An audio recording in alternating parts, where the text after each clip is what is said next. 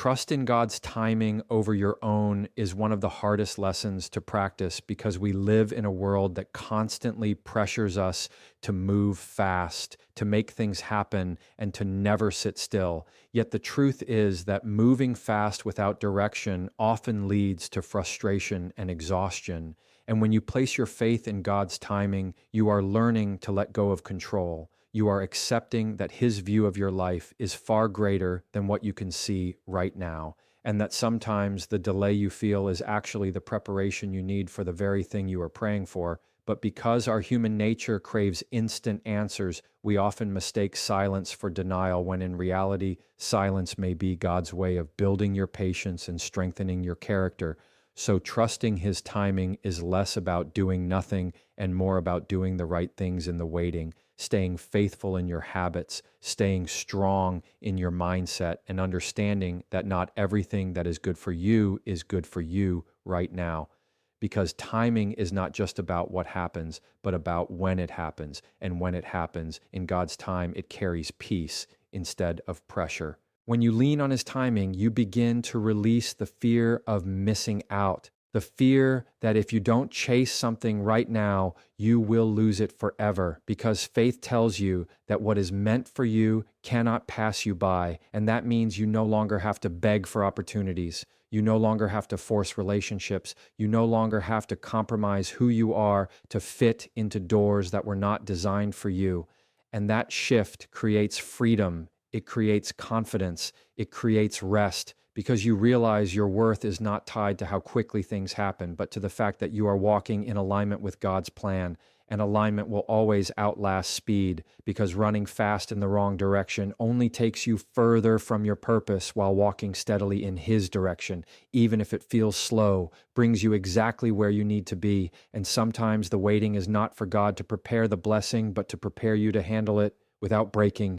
Trusting His timing requires letting go of comparison, because it's easy to look around and see others getting what you prayed for. It's easy to feel like you're behind, like somehow you've been forgotten. But comparison is a thief that blinds you from the work God is doing in you right now. And the truth is, you are not behind, you are not forgotten, you are in process, and every season has a purpose. The waiting season is not punishment, it's development. It's where your roots grow deeper, where your foundation gets stronger, and where you build the endurance to carry the weight of what is coming. So instead of asking why it hasn't happened yet, you begin to ask, what is God building in me while I wait? Because that perspective shifts your waiting from frustration into preparation, and preparation is the soil for breakthroughs. When you place your trust in God's timing, you stop trying to manipulate outcomes, you stop overthinking every detail, you stop replaying the what ifs, and start resting in the what is. Because faith is not about seeing the whole plan, but about trusting the one who holds the plan. And that kind of faith doesn't eliminate your questions. It just quiets the panic behind them. It allows you to breathe, to live, to move forward without rushing, because the peace of knowing God is in control outweighs the anxiety of thinking you have to control everything yourself.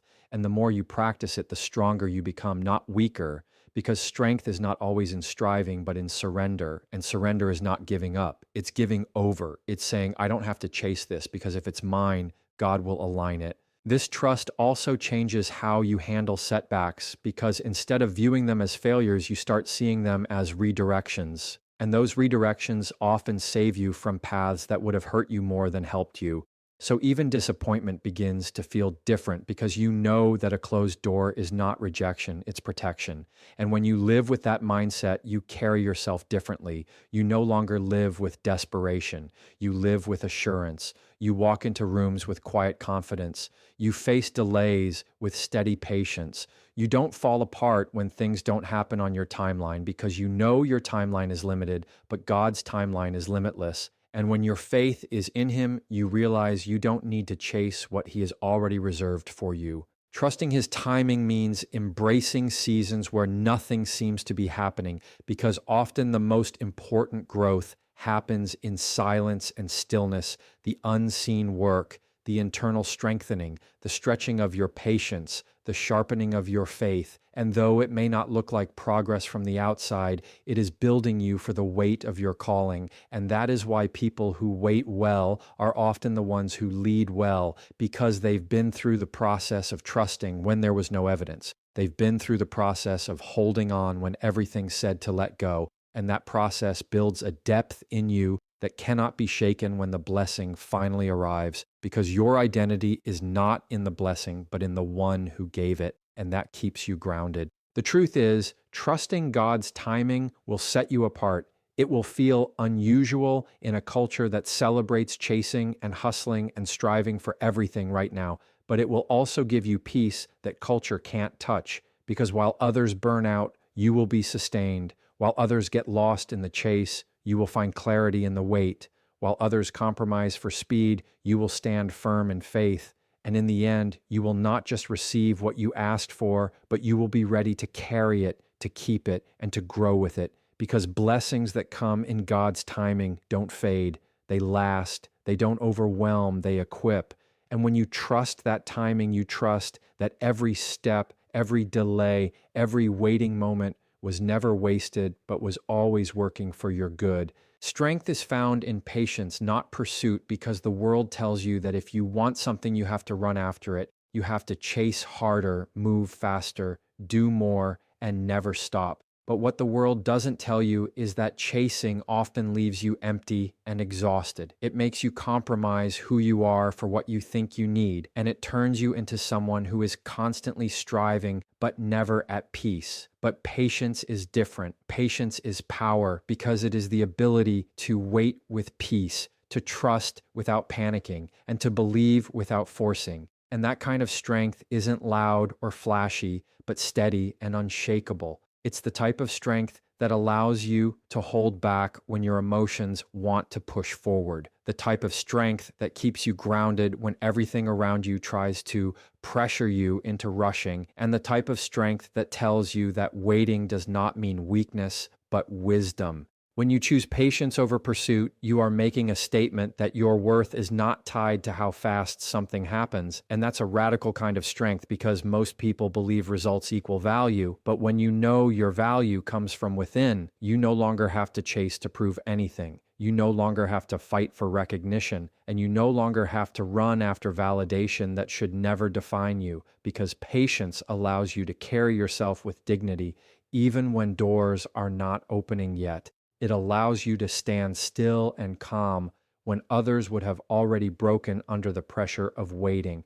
And that calmness is not emptiness, but confidence, because it takes more strength to hold steady in faith than it does to run in fear. And the ones who master patience are the ones who develop a quiet resilience that can't be shaken by circumstances. Patience is also strength because it requires discipline, and discipline is the foundation of all growth. It's easy to chase after every opportunity. It's easy to say yes to everything that looks good on the surface, but it takes strength to wait and discern what is actually meant for you. It takes strength to say no to quick fixes and easy options in order to wait for something lasting, and it takes strength to silence the voice in your head that says you're running out of time, because patience teaches you that you are right on time when you're walking with God's pace. And even though the world glorifies pursuit, it often leaves people burnt out and broken, while patience produces endurance, and endurance builds maturity, and maturity creates a stability in you that no amount of chasing could ever bring. The beauty of patience is that it shifts the focus from proving to preparing. Instead of chasing something down in desperation, you begin to prepare yourself to be ready when it arrives. And that preparation is the true work of strength, because it requires consistency when no one is watching. It requires growth in silence. It requires faith when there is no evidence. And it requires you to keep showing up even when it looks like nothing is moving. And that steady work is what transforms you into someone who is not shaken by outcomes, because the real victory was in becoming stronger during the wait. And this is where strength reveals itself, not in speed, but in steadiness, not in chasing, but in becoming, not in pursuit, but in patience. Patience also protects you from chasing what was never meant for you, because pursuit without wisdom can lead you into situations that damage your spirit, your peace, and your purpose. But patience allows you to filter out what isn't right. It keeps you aligned with what is truly meant for you, and it teaches you that rejection is often protection, that delay is often direction, and that waiting is often preparation. And when you embrace that truth, you stop seeing patience as wasted time and start seeing it as invested time, because every moment of waiting is building something in you, sharpening your discernment, deepening your faith, and strengthening your character in ways that chasing never could. And that strength will not just get you what you want, but will prepare you to keep it. When you live with patience, you no longer feel controlled by urgency. You no longer panic when things don't move quickly. You no longer feel the need to prove your value by how much you can chase or how fast you can move, because your strength is rooted in knowing who you are and trusting the process. And that changes the way you walk through life. It changes how you carry yourself in relationships, in opportunities, in challenges, because you no longer come from a place of desperation, but from a place of stability. And that stability is strength, the kind that allows you to endure storms without breaking, the kind that allows you to handle pressure without losing yourself, and the kind that attracts the right people and opportunities, because strength rooted in patience creates a presence that cannot be ignored. Patience over pursuit is not about doing nothing, but about doing the right thing at the right pace. It's about holding your peace when rushing would rob it. It's about choosing to wait when chasing would wound you. It's about building the inner strength to remain unshaken when everything around you tries to push you into fear. And that kind of strength is rare, but it is the kind of strength that sustains you, the kind that lasts, the kind that doesn't just get you through one season, but through every season. And that is why true strength is never found in the chase, but always found in the wait. Waiting on God builds character and confidence, because in those seasons where nothing seems to be happening on the outside, there is always something powerful happening on the inside. And while the world celebrates quick wins and instant results, you discover that the slow process of waiting is where you grow the most, because waiting forces you to face yourself. It strips away the distractions, it confronts your insecurities, and it teaches you discipline that chasing never could. And this internal work is what develops true character, the kind that is not dependent on circumstances, but rooted in values, the kind that doesn't bend under pressure, but stands strong in the middle of it. And though waiting may feel uncomfortable, it is actually the classroom where God prepares you for the very things you've been praying for. When you're in a season of waiting, it's easy to feel like you're falling behind, but the truth is that waiting is shaping you. It is molding your patience, your endurance, your perspective, and while others may look like they're racing ahead, you are being strengthened for longevity, because character is not built in the spotlight, but in the shadows, not when everything is easy, but when everything requires faith. And as you remain consistent in the waiting, your confidence begins to grow, not because everything is happening the way you planned, but because you see yourself becoming stronger, wiser, more grounded, and that quiet confidence carries into every part of your life. So you no longer need constant validation to feel secure, because you have seen what waiting has produced in you. The waiting season also refines your priorities, because when you don't have immediate results to hold on to, you learn what truly matters. You begin to separate what is essential from what is temporary. And this clarity becomes part of your character. It becomes the foundation that steadies you when life gets chaotic. And as you walk through this process, you realize that confidence is not about pretending you have it all together, but about being secure enough to trust God even when you don't have the answers. And this kind of confidence doesn't come from achievements. It comes from faith. It comes from knowing that if you can endure the wait, then you can handle the blessing. And this assurance makes you walk taller, speak with more courage, and approach challenges with a calm strength that chasing never produces. Waiting on God is also a test of surrender, because it forces you to release the illusion of control, and surrender is the soil where both character and confidence grow, because you learn to stop manipulating outcomes. You learn to stop pushing for doors that aren't opening, and you learn to rest in the fact that God's timing is always right, and that rest doesn't make you passive, it makes you powerful, because your strength is no longer tied to how quickly things happen, but to how faithfully you trust. And when your confidence is built on trust rather than circumstances, it becomes unshakable. It becomes the kind of confidence that can stand through storms, through delays, through disappointments, because you've learned that nothing is wasted and every season is part of your preparation. As you wait, you begin to recognize that growth is not always visible, that some of the most important progress is invisible to everyone else, but undeniable within you, because you start to see your patience stretch further, your faith grow deeper, and your resilience harden into strength. And this invisible growth becomes the character that sustains you when visible blessings arrive, because blessings without character can be lost, but blessings given to someone who has been refined in waiting will last. And this is why the waiting process is not punishment, but protection. It ensures that you are strong enough to carry what is coming. And in that assurance, your confidence grows because you know that if you can handle the weight, then you can handle the weight. The confidence you gain in waiting is different from surface level confidence because it is not based on appearance, approval, or applause. It is rooted in resilience, in the knowledge that you didn't break when you could have. You didn't give up when it was hard. You didn't chase what wasn't meant for you, and that lived experience becomes your strength. It gives you a quiet certainty that no matter what comes next, you have already proven to yourself that you can endure, and that confidence can't be shaken by opinions because it was built in silence. It can't be taken away by circumstances because it was forged in faith, and it can't be diminished by delay because it was strengthened by the very delay that others thought would break you. What waiting ultimately builds in you is the ability to stand firm in who you are without rushing to prove yourself. It builds a steadiness that makes you dependable, a calmness that makes you strong, and a confidence that doesn't fade when seasons shift.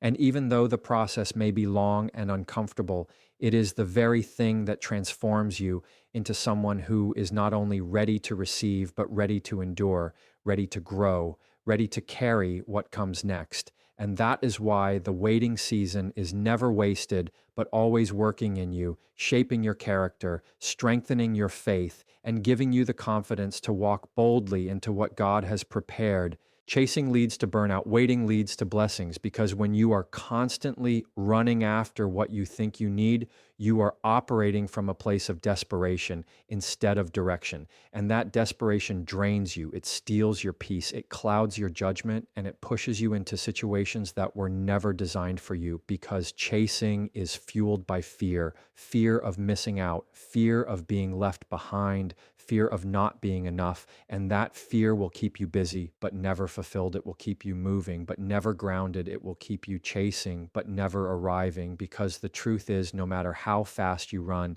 if it's not meant for you, it will never fit. And if you force it to fit, it will cost you your peace and your purpose. But waiting is different. Waiting is an act of faith. It's not lazy. It's not passive. It's powerful, because waiting says, I believe what is meant for me will come to me at the right time, in the right way, with the right peace. And that belief is what leads to blessings. When you live in a constant state of chasing, you wear yourself out, because chasing doesn't just drain your energy. It drains your identity. It makes you compromise who you are in order to grasp what you think will complete you. And the more you chase, the more you lose yourself in the process. But waiting protects you from that loss. Waiting teaches you to stand firm in who you are, while trusting that God is aligning the right opportunities and the right people to cross your path at the right moment. And that shift changes everything, because when you wait, you're no longer trying to force open doors that are locked for a reason. You're no longer trying to hold on to relationships that are slipping away.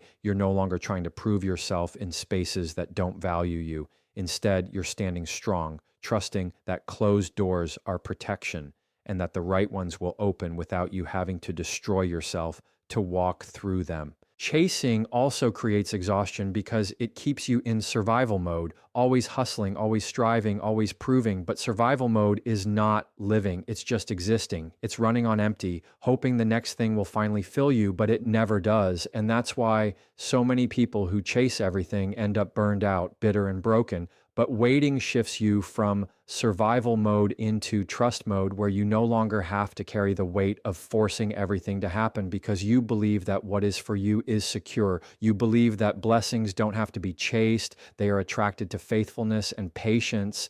And that belief frees you from the exhaustion of always running because you realize you don't need to prove your worth through pursuit. Your worth is already established. And when you rest in that truth, blessings flow in ways you could never have forced on your own. The irony of chasing is that it often keeps you further away from the very thing you want because desperation blinds you. It makes you accept less. It makes you overlook red flags.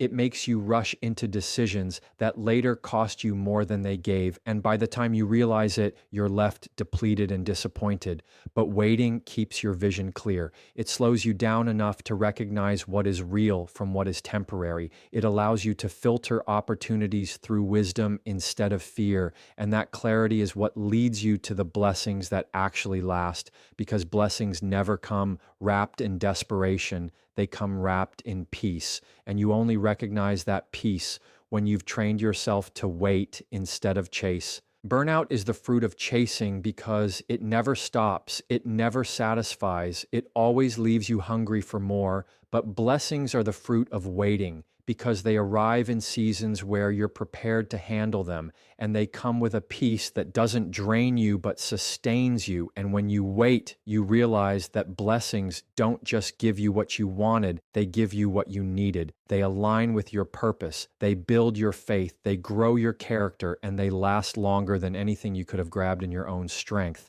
And this is why people who wait look different. They're not frantic, they're not desperate. They carry a quiet confidence because they know they don't need to burn themselves out chasing what will find them when the time is right. Chasing demands that you constantly run, but waiting teaches you to stand, and that standing develops a strength that running never could, because chasing may give you quick results, but quick results don't last. They slip through your hands as quickly as you grab them, but waiting gives you lasting fruit that remains fruit, that grows fruit, that multiplies. And that is the difference between chasing and waiting. One burns you out, the other builds you up. One leaves you empty, the other leaves you blessed. One keeps you restless, the other gives you peace. And while waiting may take longer, it always produces better, because what comes through waiting comes through alignment, and alignment will always outlast speed. The real shift comes when you understand that chasing is fueled by fear, but waiting is fueled by faith. And faith is what invites blessings into your life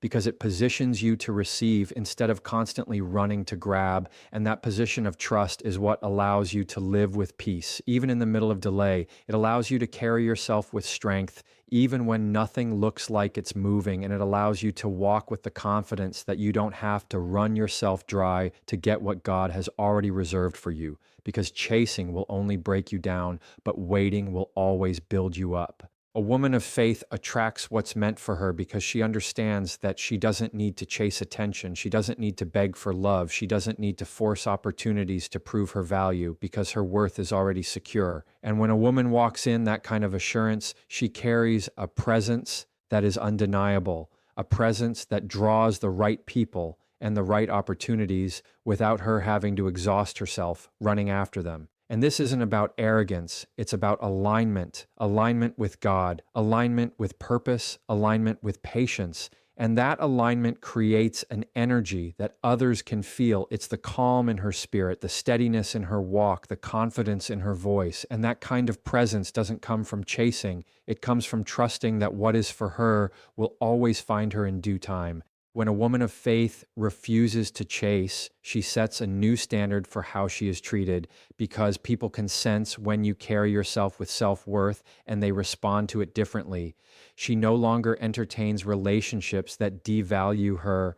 She no longer says yes to opportunities that compromise her principles. She no longer wastes energy trying to convince others of her worth, because she knows her worth is not negotiable. And this quiet certainty changes everything. It changes how she moves, how she speaks, how she responds. And because she is not desperate, she naturally attracts those who respect her, those who value her, and those who align with the path she's on.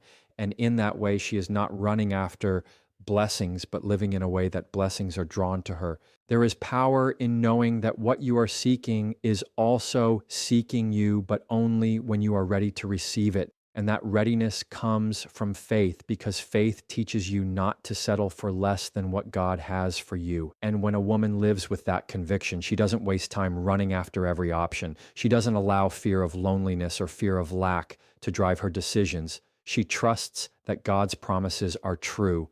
And that kind of trust makes her magnetic, because people are drawn to peace. They are drawn to strength. They are drawn to someone who is not controlled by desperation, but guided by faith.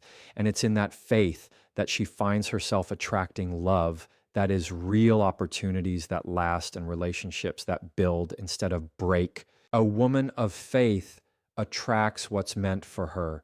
Because she spends less time proving and more time preparing, she prepares her mind, she prepares her spirit, she prepares her life to be ready when the right things come. And that preparation is what makes her stand out, while others are running in circles chasing validation. She is becoming someone who is ready to carry blessings when they arrive, and that readiness is attractive. It speaks louder than words. It draws the right kind of people without effort, because they see the discipline, the consistency, the calm strength, and they know that she is someone who doesn't just wait, she prepares, and that preparation invites alignment with everything that was meant for her. The beauty of walking in this kind of faith is that it changes what you attract, because desperation attracts takers, but confidence attracts givers. Chasing attracts chaos, but patience attracts peace. Insecurity attracts manipulation, but assurance attracts respect. And when a woman of faith carries herself with the assurance that she doesn't need to chase, she stops inviting what drains her and starts inviting what sustains her.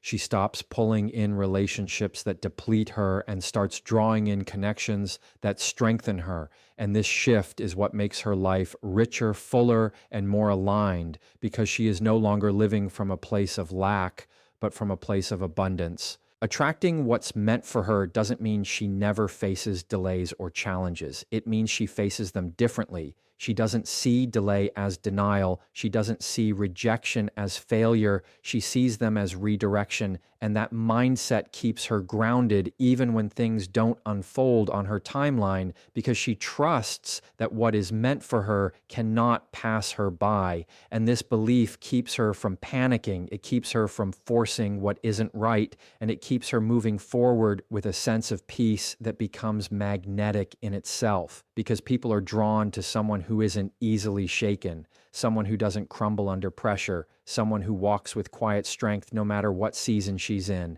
What makes a woman of faith truly attractive is not how loudly she declares her worth, but how consistently she lives it out, because the world is full of noise, full of people shouting for attention. But it's rare to find someone who walks with patience and peace, and that rarity is powerful. It makes her stand out without trying. It makes her influence felt without forcing it, and it makes her presence unforgettable without chasing it, because she has learned that real blessings are never caught. They are received in the right time, and she has positioned herself not to run after them, but to be ready for them. And that readiness is what draws them to her again and again.